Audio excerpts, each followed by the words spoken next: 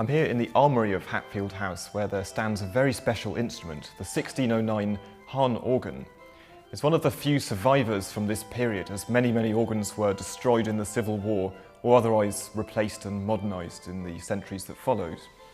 So it's very special to be able to play one of the few survivors of that period, and I've reflected that with some music choices both by composers of around that time, Bird, Tallis and Tompkins, and then also some music from the house's archives, including one of the 6 fugues by Handel and his little voluntary called A Flight of Angels. Well, this organ certainly feels and sounds different from what I'm used to. One of the main differences is that the keys are quite a lot narrower than they usually would be, and so the adjustment to the touch that you have to make to be able to play on it actually teaches the player at the same time how to play and articulate in a way that's suitable for the sound of the instrument.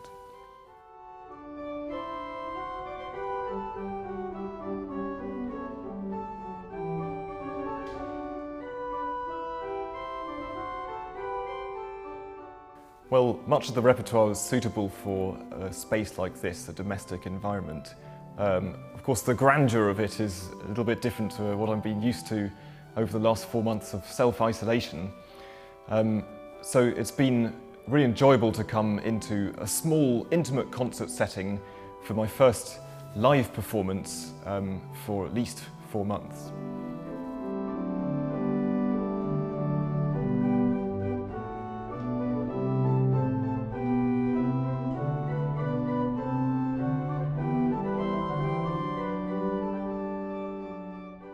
Well, particularly at the beginning of lockdown, I started trying out new hobbies away from music.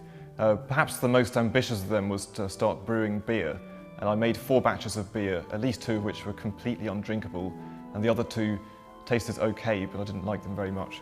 But still, the good thing about making beer is that fermentation measures time in weeks, and when there's nothing else to measure your time, that actually helped me to have a sense of where we were in the year when nothing much seemed to be going on.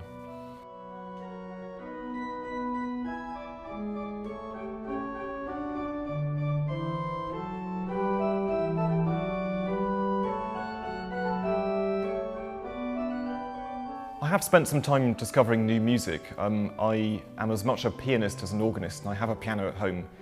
And on the piano, these days I specialise in song accompaniment and chamber music, which of course, on your own, don't work so well. So I've used it as an opportunity to rediscover some solo music and play through Beethoven sonatas and Chopin things. Nothing too crazy, but just picking music off the shelf that I haven't played for a few years and rediscovering and growing to love that again.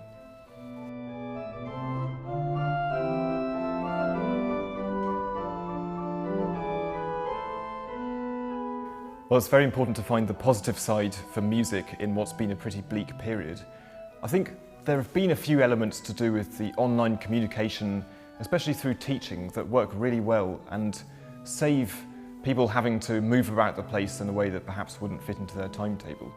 And I've been teaching a university preparation class to people from all around the country who wouldn't be able to meet practically in person, and that's proved to be a real success. And so I think even when we start to interact in a way that we're used to from the past, at some time in the near future, I think that's the sort of thing that could perhaps stay as a result of what we've learnt through the pandemic.